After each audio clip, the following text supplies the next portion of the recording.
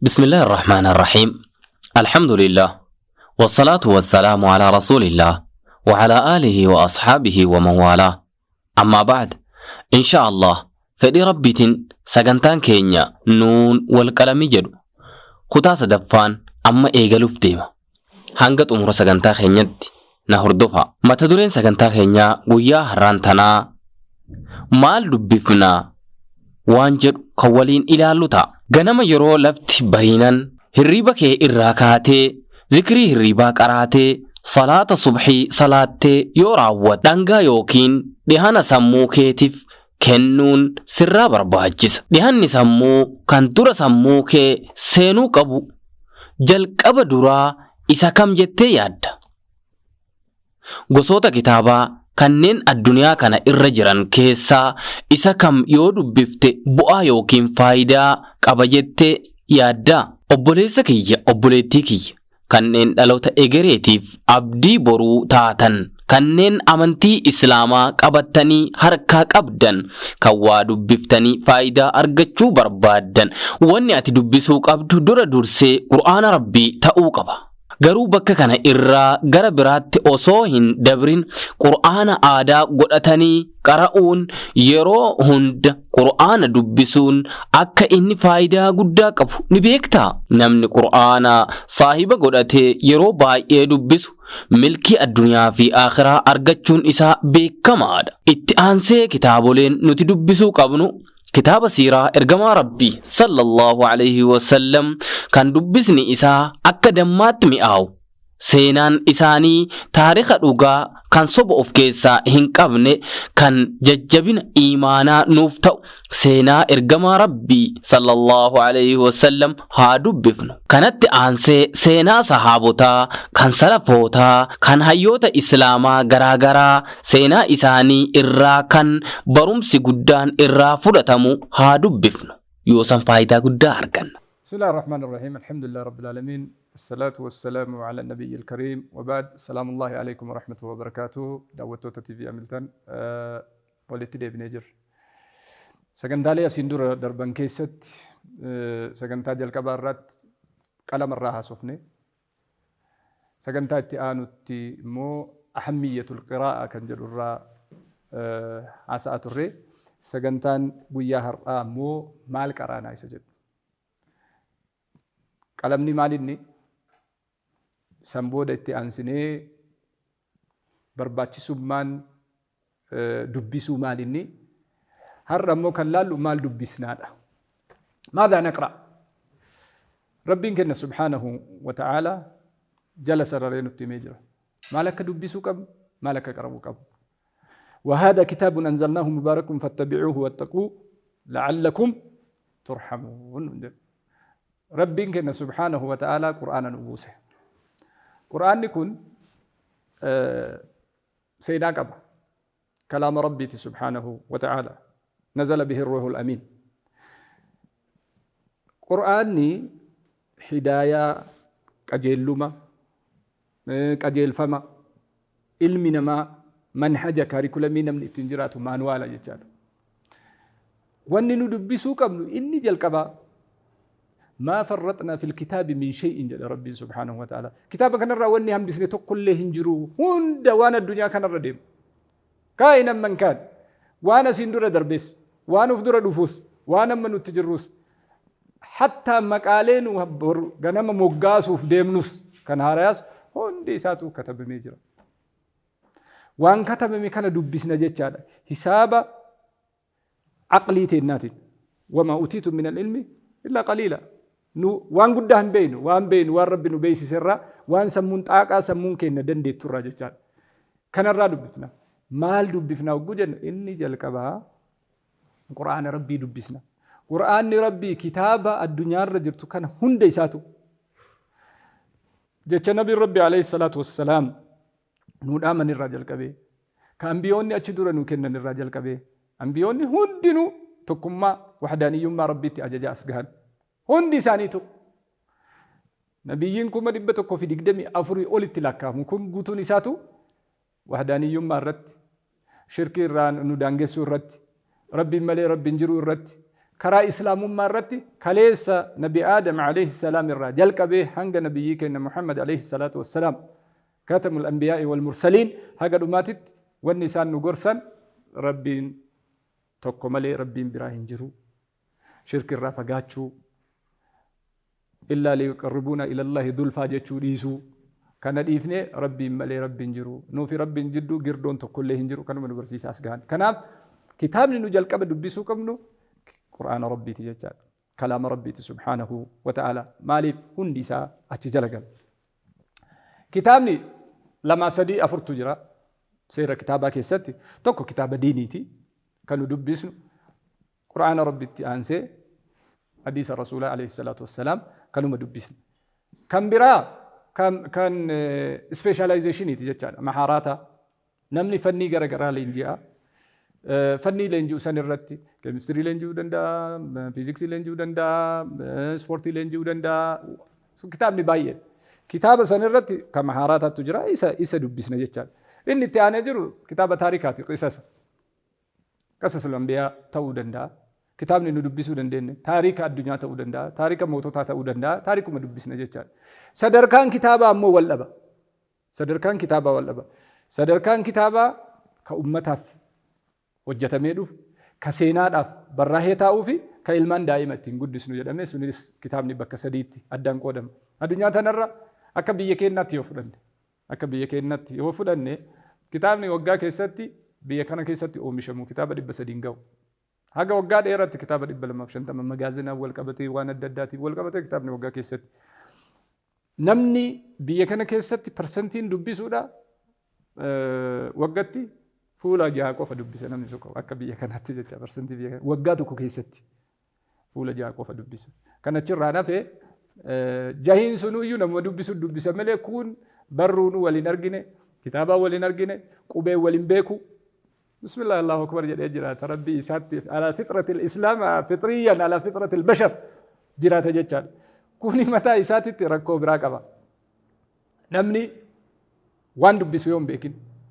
waan dubbisu yoon qabaatiin kamtu haraama kamtu halaala kamtu jaalatamaadha kamtu jibbamaadha wanni inni beeku tokkollee hin jiru jechaadha kanaaf kitaaba dubbisuun barbaachisaadha kitaaba kam dubbifna inni jalqabaa kitaaba diinii rabbii dubbisna jecha subhaanahu wa ta'ala rabbiini nama waa dubbisuuf nama waan dubbisne nama waa beekuuf nama waan beekne nu wassafee ka'eet ulamaa sadarkaa isaanii nutti himee ka'eet akka waliin fakkaanne yarfa illaahi alladhiina aamanu walladhiina uutul ilma darajaat jedhee adda nuu kaaheet san booda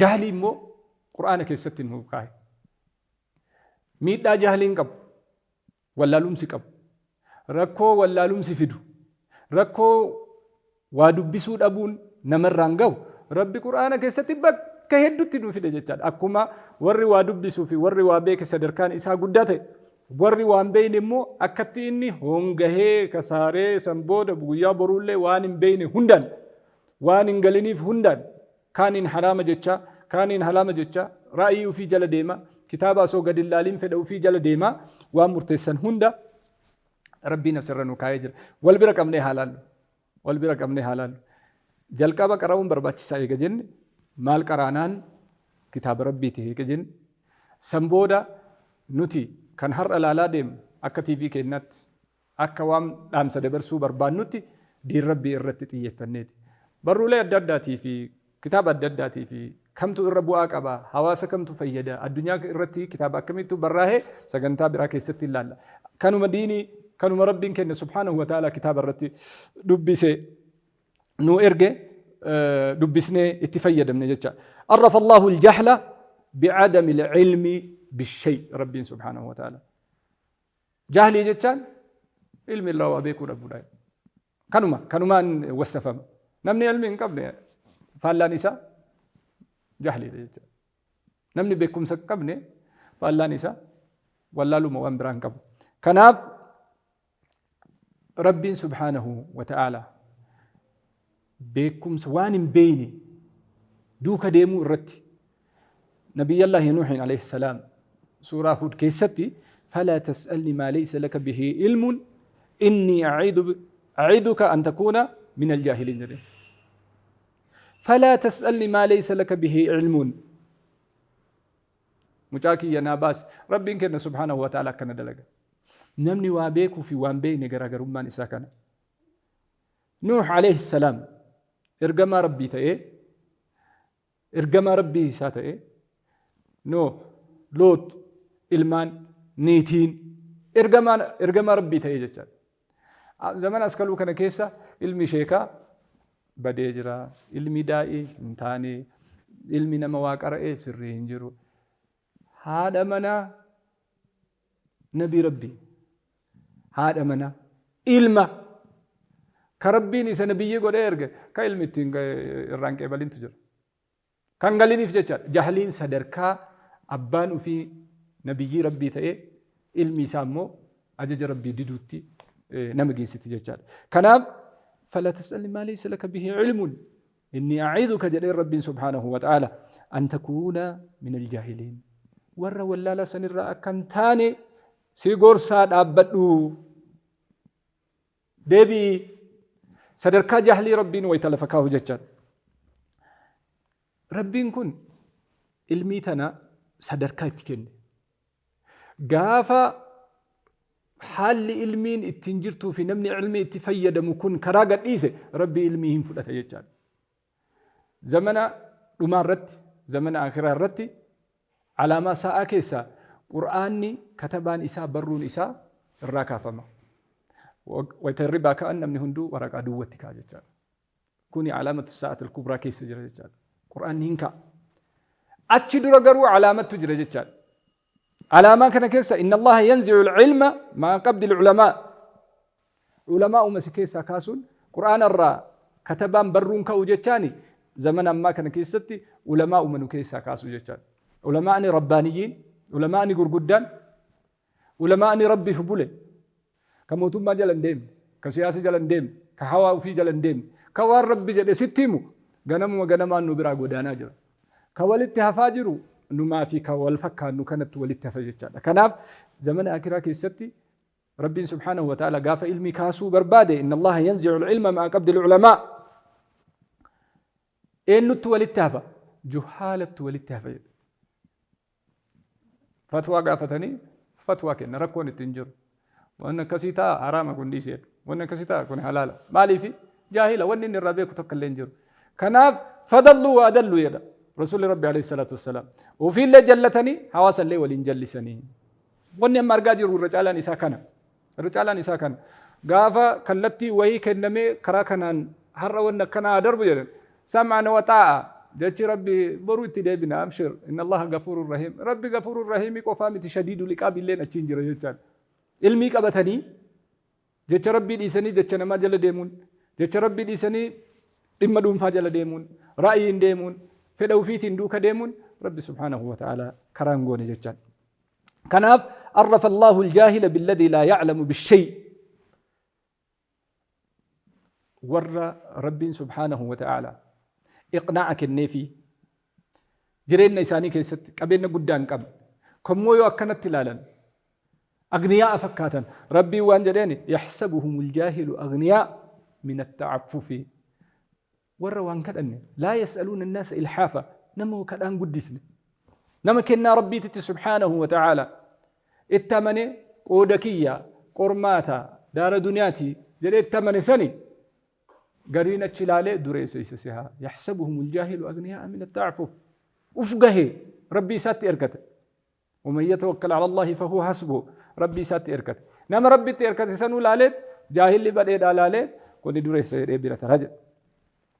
والجاهل هو الذي لا يعرف دينه ربي سبحانه وتعالى. جاهل جتشوني نما ديني سام بيني ولا لا جتشون نما ديني سام بيني مال قرانا الراكاني مال قرانا قرآن ربي قراني maal qaraana hadiisa nabii rabbiiti alayhi salaatu wassalaam wanni nu dubbisnu kanaaf qul afa ghayra allahi ta'muruni ayyuha aljahiluun jedhin jedha rabbiin subhaanahu wa ta'ala nabii rabbiiti yaa wallaaltota rabbii tokkicha dhiise rabbii shariika hin qabne dhiise tokkichummaa rabbii dhiise gara isin barbaaddanitti gariin muka gabbara gariin temira karaa ittiin deematu gabbaree gaafa beela'e isuma nyaatee fixa akka Umar jedhe san jechaadha radiyallahu anhu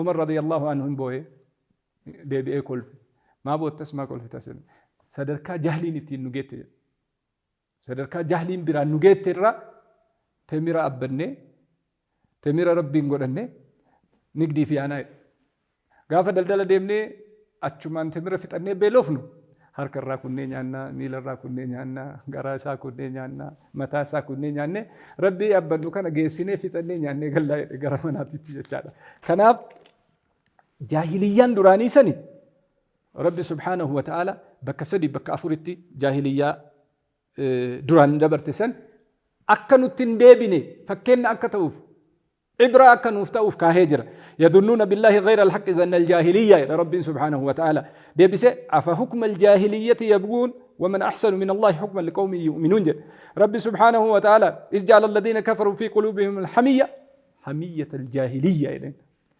قد يقول ولا تبرجنا تبرج الجاهلية الأولى دبرتي ميلا والساقت ديمت تدوا ديمت كقولا ديمت كريفين سكت ديمت كهرميسي ونيسي هندي بدي كيس جرو كنان ربي سبحانه وتعالى جاهلية جدي وان زمن الجاهلية دلجن هر كفاشينات دلينا جتشا لون وفت متى ثاني قبل متى ثاني كل دائما نجدم دوا دائما نجدم وفت ربي سبحانه وتعالى على طبيعة الحيوانات التنو بشجر نما تيك كل دائما سني الربون ربيني ولا تبرجنا تبرج الجاهلية الأولى أكبر دراني سنتي كل دائما أصول فتين ديمتا يا ربي فكرنا نكا كناف والجاهل هو الذي لا يعرف دينه جاهل جتان نما ديني إسان بين قل فغير الله تأمروني أيها الجاهلون جدين ربي والجاهل هو الذي جاهل جتان نما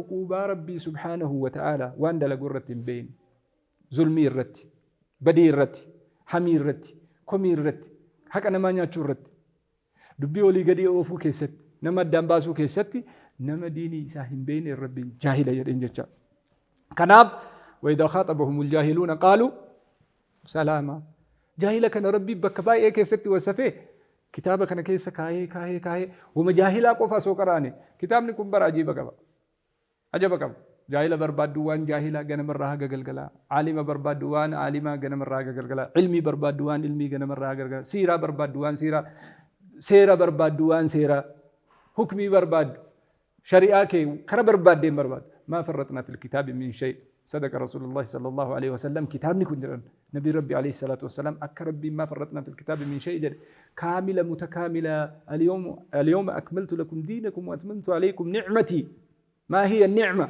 ورضيت لكم الإسلام دينا إسلام ما كانت نعمة على جد إسلام من كامل متكامل قوتو كواتوكو تنبربان كالا غرغرسة تنبربان كفلاسفة تنبربان أصحاب الرأي تنبربان فكرة جنة قولي قد يمني قد كيسا واي تنبربان وفين وفقها قوت تمالا إسامتي وان افدر رفو هدوس أكت ديمنوس من حاجة حياتك إنا قوت التلفنو كاية جتشال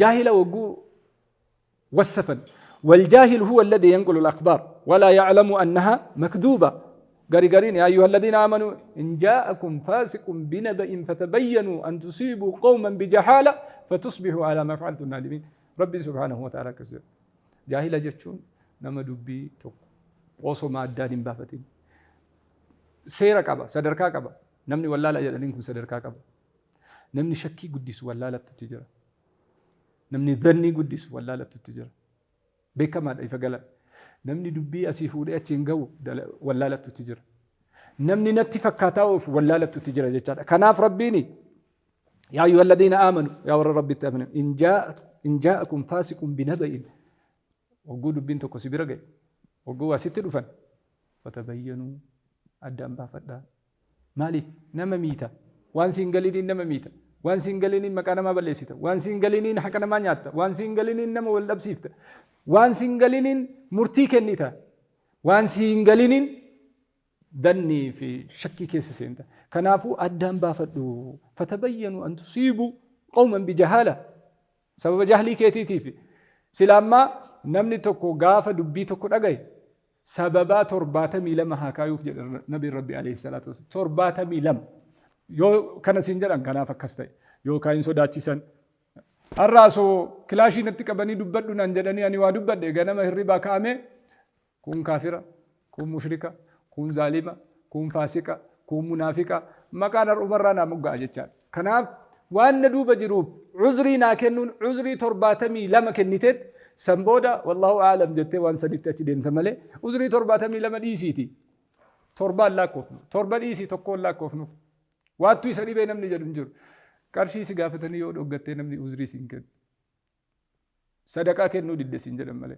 بخيل سينجر مله كنام فتبين وجتان كان الراك إيتي هي جتان رب سبحانه وتعالى جهلين شكين زنين كوني هندي ملتو wallaalumsaati mallattoo waa dubbisuu dhabuuti mallattoo waan dubbisan addaan baafachuu dhabuuti yeroo baay'ee warri akaadaamii barate warra diinii tuffata warri diinii warra akaadaamii tuffata kuni araara mataa isaa qaba lachuu ilmiidha ilmiin bakkuma fedhattu ilmiin sirriidha wal gargaaraa deemti malee wal komachaan deemtu wal utubaa deemti malee wal arrabsaan deemtu wal bira dhaabbachaa deemti malee gargar wal baasaan deemtu addunyaa tanarratti علمين هندنو فرد عيني في فرد كفاية قب بكا مهندس نجرت بكا وري طائرة وجتون جرت بكا وري كونكولاتا وجتون جرت بكا وري دروني وجتون جرت علمي سنتو الرواجبة أملا يو بكا كان وانجراتين ماليف النبي ربي عليه الصلاة والسلام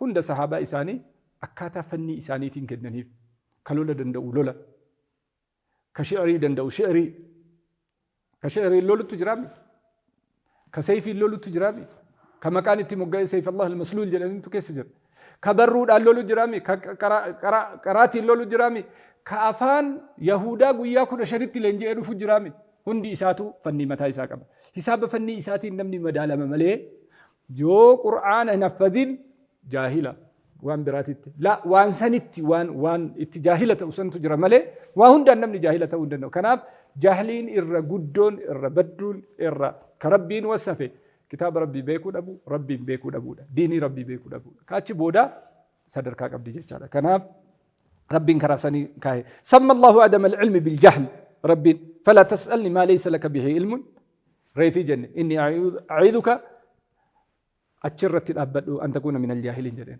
أتشر الأبنيت سمى الله عدم العلم بالشك شك التمو وإن الذين اختلفوا فيه لفي شك منه ما لهم به من علم كبني كناف شكتي سيناني رب ما يسانا ما شكو جرا هر اللي أمنتي لين سينرجع تنكم سدي أول الدنيا رلا كامكون زنما شكما علمي دبر روانك وجتشاد كناف جهلين ربي نونا مشك سيفت جتشاد سمى الله عدم العلم بالخرس ما لهم بذلك من علم إنهم إلا يخرسون رب سبحانه وتعالى وما لهم بذلك من علم إنهم إلا يظنون أكنت تك لما سدي أفرشان جدينا فنوكاي جتا كناب واني قرانو كتاب ربي توقبا واني قرانو حديث رسول توقبا واني قرانو ترتيبة ديبيني والربين الرؤولان جدي توقبا كناب كراسن الرديمون برباتي سادا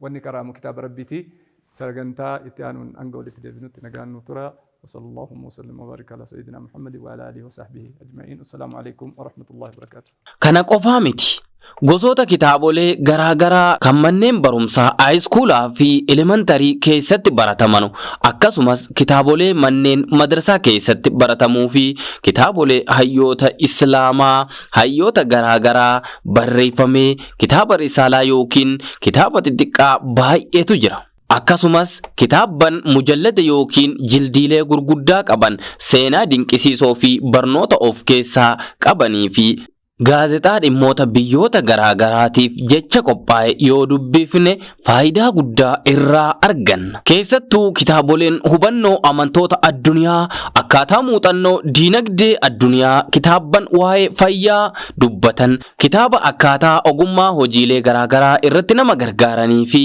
akkaataa adeemsa siyaasaa addunyaa dur irraa hanga ammaatti jiru dubbisuun muuxannoo guddaa irraa argachuudhaaf ni danda'ama. Dubbisuun faayidaa baay'ee qaba. Jalqabuma islaamummaan keenya wantummaan ittiin dhufeyyuu dubbisiidha. Nabi Muhammad sallallahu alaihi wasallam gaafa jalqabne inni buutu iqra dubbisi jechee jedhudha. Asirra dhaabbanni yoo ilaalle islaamummaan dhaabbatni siitu waa dubbisuudha, waa baratuudha, waa qara'uu irratti dhaabbatti. Ulamaa'ni keenya gurguddaan warroon as dura dabran hedduun isaanii fakkeenyaaf sahaabaa irraa yoo ilaalle maktabaa yookaan mana kitaabaa Abdallah ibn Abbaas jedhamee addatti beekamutu jira. Sahaabaan yeroo isaaniitti maktabaa of danda'e dhuunfatti maktabaa garaagaraa yeroo akkasitti yoomti babarraa'e baay'ee nuun jirretti wantoota dhoqqee irraa tolfame irra kabarraa'e, lafee irra kabarraa'e kanneen iddoo walitti qabanii bakka takkatti irraa dubbisantu ture.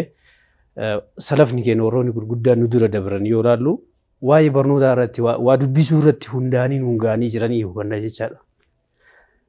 Mee uummati keenya isaanitti hidhataa maaliif akka isaanii ta'uu dubbisa irratti?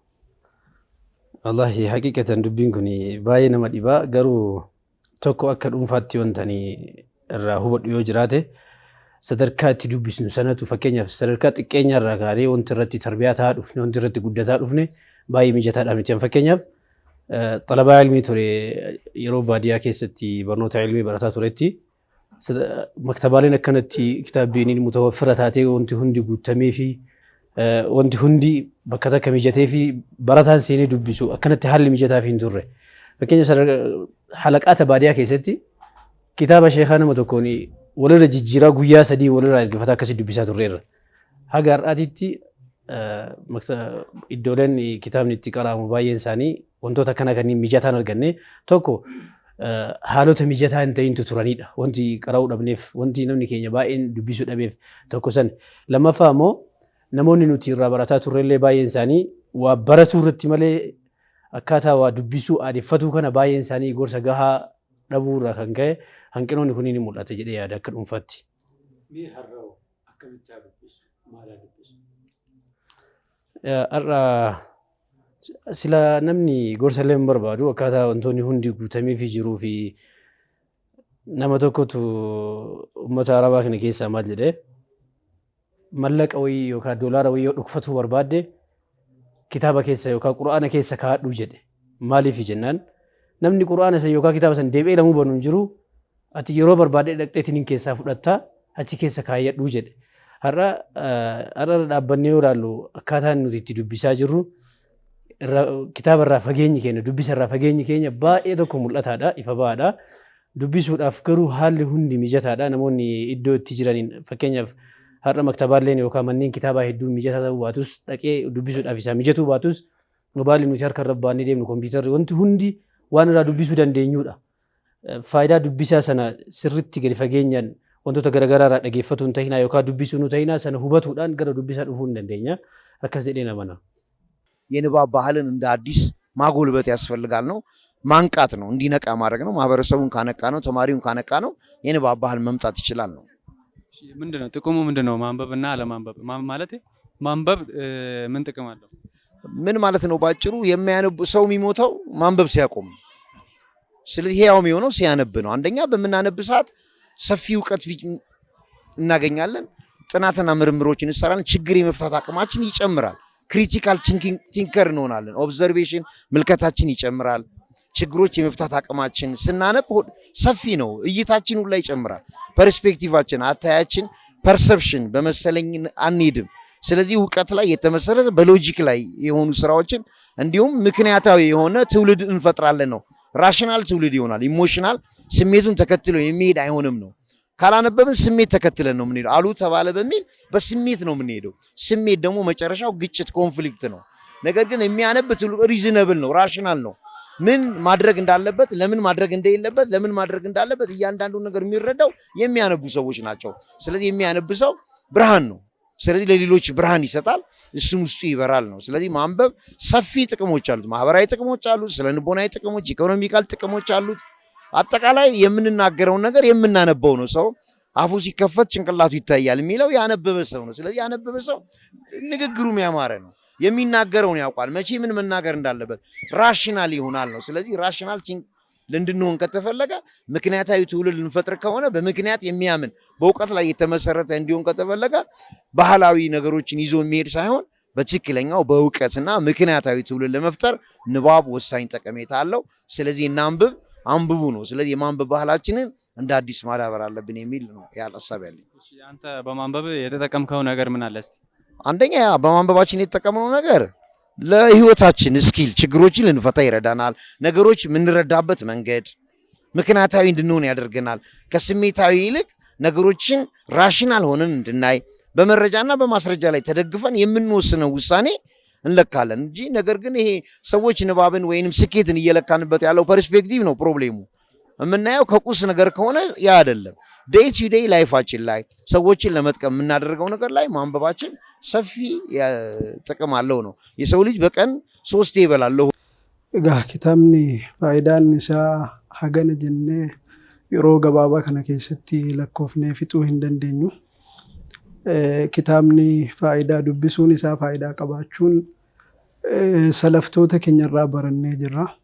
Salaftoonni keenya ulamaan nu dura darbanii yeroo isaanii irratti gubaa turanii masalan fakkeenyaaf Ibn Mubaarak rahimahullah bakka kanatti seenaa isaanii kaasuun barbaada. Ibn Mubaarak ugguu salaatee kahuu akkuma salaateen manatti dafee deebi'a. Hiriyoonni gaafatan maaf akkana hariifatta ati nu waliin hin teessuu jennaan. Adhabu ila sahaabati wattaabi'iin. قرأ صحابة تابعين ديما أين الصحابة والتابعون؟ صحابان تابعين سجر جروا ديما يجروا جنة. أذهب إلى علمي وأنظر فيه. قرأ علمي كي يا ديمين وأنظر إلى آثارهم وأعمالهم. صوتو جري لفكاني ديما وجي جري لفكاني ديما سنة لالين سنة بوها راجل. قروا سنستيسني نما همتو همير راوجين كابوجر. Kanaaf kitaabni faayidaan isaa beekamaadha. Faayidaan kitaabaa waa afur dubbachuu nan danda'a. Faayidaan isaa taqwiyatul aqlii nama jabeessa. Aqliin namaa kun akka inni bilchaatu, akka inni jabaatu, waa hubatu, waa damdamatu ni taasisa. Takuunu khabiiran nafsiyyan. Maalummaa ofiillee hamma ga'an tokko nama barsiisa. An maali namni kun maali namni kun maal fakkaata waan jedhu nama barsiisa. Akkasuma taqwiyatul lugha afaan kanarratti afaan arabiyyaa kanarratti illee nama jabeessa. Namni gaafa kitaaba dubbisu afaan kanaa wajjin jira waan ta'eef afaan kanallee ni jabeeffataa jechuudha. Arfaffaan isaa maarifatul kitaaba barreeffama arabiyyaa kanallee ni barata. Qawaa'ida imlaa isan barbaachisu yeroon jedhu akkaataa itti waa barreessuun seera qabaa arabiyyaa kana keessatti. Sana barachuu irraas hafa qabachuu osoo hin taane irratti gargaara. Maaliif yeroo hundee iji isaa ilaalaa jira waan ta'eef akka inni itti barreeffamu ilaalaa waan jiruuf kan irratti faayidaa ni kennaaf jedhee yaada kitaaba. Tole, assalamu alaikum warahmatullahi wabarakatuh. Waalaikum salaam warahmatullahi wabarakatuh. Jalqaba irratti mee walaa barannu maqaan keessan eenyu jedhama? Ani Saalih Ibrahim, Ustaaz Saalih Ibrahim jedhama. Barsiisaa maaliiti? Barsiisaa afaan Arabaati. Akkami kitaaba kana barsiisaa ta'uu keessa wajjin hin dubbistan jechuu? Nan dubbisaan yeroo koo baay'ee nan dubbisaa. Baay'ee dubbisaan hin dabarsachuu nan danda'a yeroo baay'ee. Dubbisa gaafa jedhamu gaa hunduma walitti qabata. Fakkeenyaaf namni tokko yoo seenaa dubbisee dubbisa jedhama. Quraana yoo dubbise dubbisa jedhama. Taariika yoo dubbise dubbisa jedhama. Wanni ati dubbistu irraa waa baratu tokko dubbisuma jedhama. Kanaafuu yeroo hiikoo hedduu isaa dubbisaan nan dabarsadhee yaada. Mee kitaaba akkamii fa'aa dubbisuudhaan dabarsitanis? Fakkeenyaaf ani kitaaba taariikaan jaaladha. Wannan taariika jaaladhuu fi waan darbe nu barsiisa. Waan amma itti jirruu fi waan ganaa ta'uu ganaa akka nuti tilmaamannee jireenya keenya ittiin sheeppee goonee deemnu nu taasisa. Lammaffaa quraanaa fi hadiisa dubbisuun jaalladha. Maaliif jireenya ilma namaa kan qayyaru quraana. Kitaabni addunyaa irratti barreeffamee jiru marti isaa hundi isaa jechuun amma danda'amutti quraana irraa fuudhame jechuun hin danda'ama. Hadiisa irraa fuudhame jechuun hin danda'ama. Wanni nuti quraanaa ol dubbisnu jira jedhee si yaadu namni kamiyyuu quraana bareechee dubbisuu qaba. Kitaaba saayinsiilee dabalatee dubbisuu qaba jechuudha. Maaliif addunyaa wanni ittiin arginu foddaa nuti ittiin addunyaa wal baruudha jedhee yaadan matsaaf. Kitaabni foddaa namni ittiin addunyaa wajjin wal arguudha. Dubbisee tokko eda'uu lamaa sadii ta'uu bara. Dubbisee lama eda'uu lamaa afur ta'uu bara. Hin dubbisne hin baranne yoo ta'e addunyaa wajjin sun waliin beeku dukkanuma keessa jira jechuun danda'ama namni dubbisee. Quraana hoo akkamii hin qaratan jechuudha? Quraana nan qara. Alhamdulillahi rabbil alamin. Guyyaatti yoo xiqqaate haga safhaa 5 yookaan yoo naa mijate. Gaafa baay'ee qara'u. Gaafa hin dandeenye immoo safhaa 3. Kana inshallah amma rabbi guyyaatti nan qara yoo rabbi nama jesse. Kitaabota hangarraa dubbiste keessaa kamtu sitti tolee kam jaalatte? Waa dubbisuun faayidaan isaa baay'eedha. Hammana jennee fixuu hin dandeenyu gabaabsinee tokkoof lama yoo dubbanne. Waa dubbisuun tokkoffaa alwusuulu ilaa masaadiri shari'ati al-islaam. Gara hundee beekumsa islaamaatti ga'uuf beekumsa kamittuu haa ta'u itti ga'uuf waa dubbisuun sirratti dirqamaa jechuudha. Namni waa dubbise of beekaa. Namni waa dubbise haala keessa dhufes beekaa. Taariikaa ummata dabree fi ka amma keessa jiru beekaa. Faayidaan dubbisuudhaa baay'ee. San keessaa inni lammaffaan fikiraa kee dandeettii kee bakka itti cimsutu waa dubbisuu irratti. Gaafa waan dubbisne gaafa dubbisa irraa fagaatte gaafa kitaabota irraa fagaatte ati ciminni kee hammam akka ta'e hin beektu. Yoo dubbiste immoo beekumsa keetii wal bira qabda hagam akka waan tokko hubatte beekta. Bakka fikiraa kee dandeettii kee itti cimsituudha dubbisuun. Bakka ammas qaroominna dubbisuu haa ta'u barreeffama haa ta'u irraa hubattuudha. Walumagalatti waa dubbisuun faayidaa hedduudha qaba. Faayidaa baay'eedha qaba jechuudha. Mee ati kitaabota barattuun alatti kitaabota yaaqoomet Aalimalee jettee jirta. Kitaabota sanaan alatti kitaabni ati akka addaatti jireenya hawaasummaa keessatti haa ta'u dinagdee keessatti haa ta'u siyaasiyyaadha. Kana keessatti faayidaa qaba jettee kitaabni ati yeroo kamitti dubbistu kitaaba akkamiiti? Keenyaa fi an akka kiyyatti kitaabota seenaadhaan jaaladha. Kitaaba taariikaan jaaladha. Baay'inaan an ammoo osoo kitaaban kaawwanuu dubbisu hedduu kitaaba afaan Arabaa dubbisa. Maaliif tokkoffaa isarratti guddadheesi. Lammaffaa ammoo gabaabsee waan tokko hubachuudhaaf isa dubbisa. Keenyaa fi jireenya ilma namaa irratti kitaaba akka Muqaddimaa Ibn Khalduun kitaaba jedhamu jira. Kitaabota akkanaa kana hin dubbisa. Kitaabni kun ammoo kitaabota silaa akkaataa jireenya ilma namaa hawaasa irratti kaa'ame keessatti kitaaba jabaadha. Isas hin dubbisaa. Kitaaba ammoo taariikaa tokko tokko akka Siyaru Alaamin Nubalaa kitaaba jedhamu kanneen hin dubbisaa jechuu gabaabinumatti. Kitaabota akkanaa kan faayidaa jireenya hawaasaatiin wal qabatu kitaaba akkanaa kanneen ni dubbisaa jechuudha. Garaagarummaan hawaasa dubbisuu fi dubbisuu gidduu jiru maal fakkaata? Hayi wallahi amma zamana nu keessa jiru kanatti waa'een hawaasni dubbisuu fi dubbisuu dhabuudha. Akkuma argaa jirtan yaa'u namni hedduu namni keenya dubbisa irraa fagoo jira. Dubbisuutti hin jiru kitaaban hedduun yeroo silaa namni kitaaba dubbisu barbaadutti kitaabni hin jiru. Yeroo kitaabni jirutti ammoo namoonni kitaaba dubbisuu barbaadan du'anii jiru qabrii keessa jira. Duraan kitaabni hin argamu. Yeroo zamana duraanii akka amma seenaa tokko tokko kitaaba keessa arginutti warra isin duraa beektonni gurguddaan kitaaba dubbisan dhaban. Yeroo silaa namni kitaaba dubbisu jirutti kitaabni hin dhabame. Gizee immoo kitaabni jirutti namni hin dhabame. Hawaasni ammoo wal bira qabnee kitaaba dubbisuuf dubbisuu dhabuu yommuu laallu fagoo jira. Namni kitaaba dubbisutti hin jiru. Keessaanuu biyya keenya kana keessatti kitaaba dubbisuu dhabuun hanqina guddaa ta'ee argama. Sababa bakka kufaatiin garaagaraa dinagdee keessatti haa ta'u jireenya garaagaraa haa ta'u tokko waa dubbisuu dhabuudha. Waa dubbisuu kanarraa fagoo jira uummanni keenya. Fagoo jira sirrimatti fagoo jira dhugumatti. Warri waa dubbisu deemee kan amma jiru namni muraasni dhibba keessaa paarsettii takka hin ga'u kan dubbisu jechuudha yeroo ammaa kana. Gara waa dubbisuutiin miidhaa guddaa qabna. Miidhaa hamatu nurra gahaa jira waa dubbisuu dhabuu keessatti jecha gabaabumatti. Mee nama umurii kamirra jirutti dubbisuu qaba dargaggummaa moo dardarummaa moo ga'eessummaa dulluma? Mee umurii kana keessa kami kan irratti nama dubbisuu qaba? waa dubbisuun umriin ilaallatu. Salaamu alaikum warahmatullahi wabarakatuh. وعليكم السلام ورحمة الله وبركاته. Jalqaba baratti mee maqaan kee eenyu jedhama? مقام كواسنا عبد الكريم جرما Barattuu kutaa meeqaati? شان بام بردا Seemisteera tokkoffaa meeqaffaa baate? كدا تربة فان بي Ammoo meeqaffaa bahuuf yaadaa jirta? تكفى Tokkoffaa bahuuf mee maal gochuu qabda? مانا كيسة تاني على تابع اندينسينو إيسو تمرتي تكيني رات تكراتي غودتشو بدا فيدا جرا كذا إساف إجوليف كان مكرو أتنا تنتني جزية كيساني نا بكاني نا جارين إما Gaafa dubbistaati? إيه خزنوا عليك عقيدة أمارف دمو انتن كهي نما هواتي جرجر سيسو جارو أنا بابا دقيقة أفور تمن أنا بابا Quraan qaraata? إيه Guyyatti meeqa qaraata Quraan?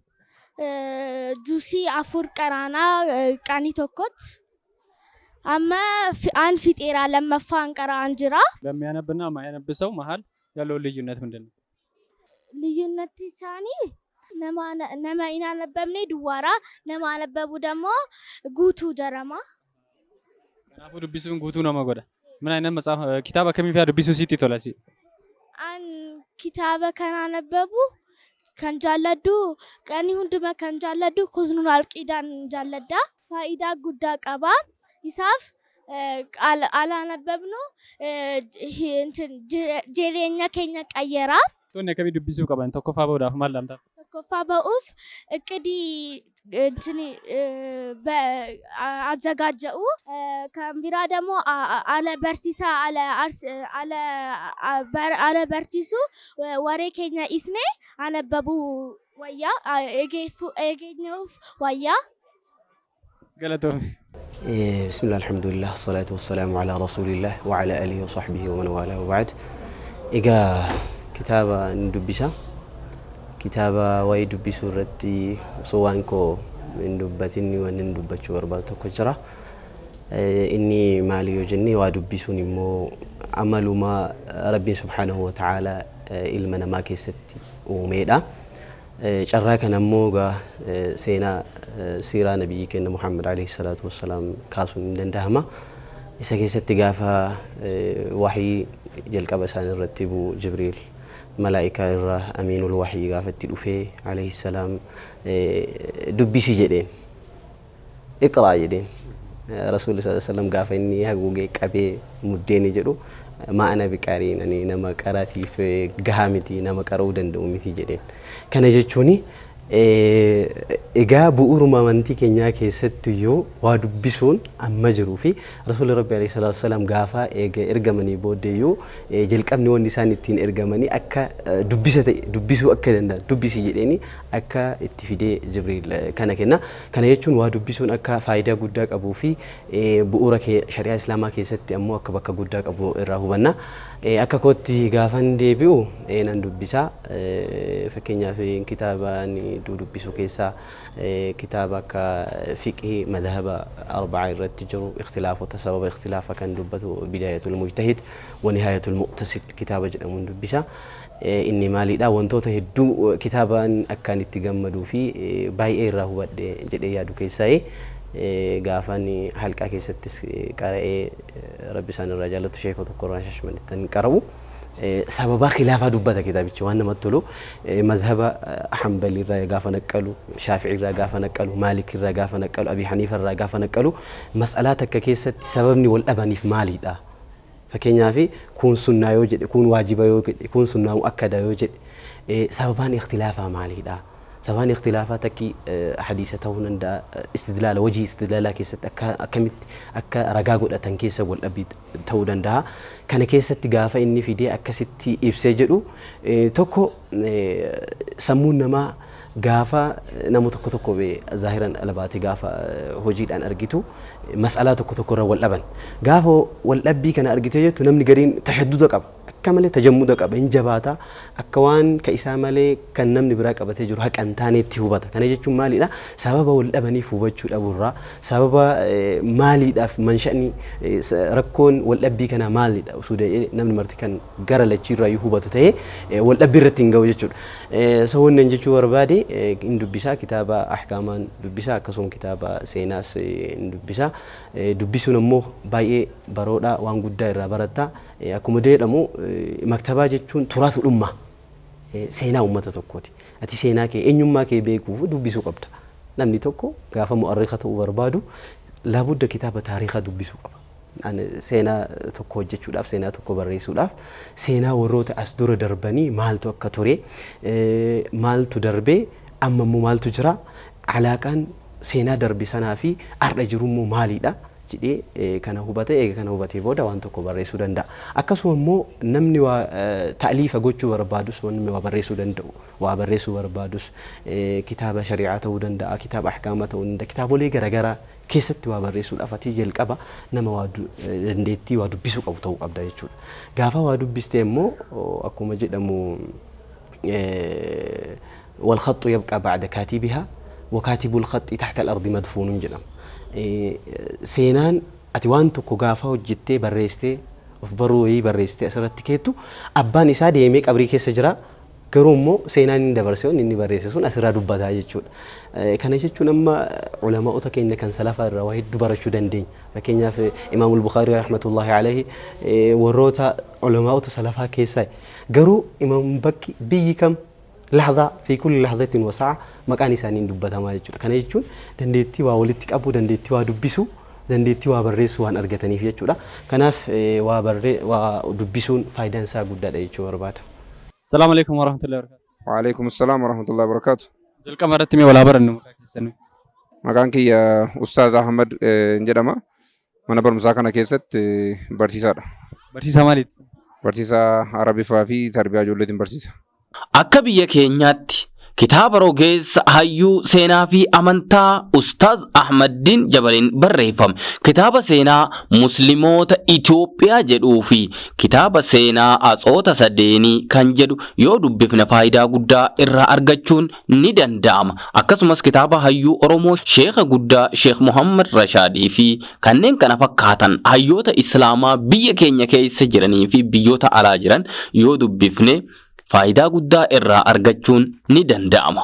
Egaan obboleeyyan keenya kitaabban garaagaraa yoo dubbifne faayidaa guddaa akka argannu beekne kitaabban afaan garaagaraatiin qopheeffaman yoo dubbifne tokkoffaa afaan san baratuudhaaf faayidaa guddaa irraa arganna ammas ergaa inni dabarsaa jiru irraa fudhatuudhaaf haalaan nu gargaara jennee ni yaanna. Egaan obboleeyyan kiyya sagantaan keenya nuun wal qalamiidhaa kutaa sadaffaan asitti dhaabbata hanga sagantaa biraatiin walitti deebinutti assalaamu alaykum wa rahmatullaahi wa barakaatu.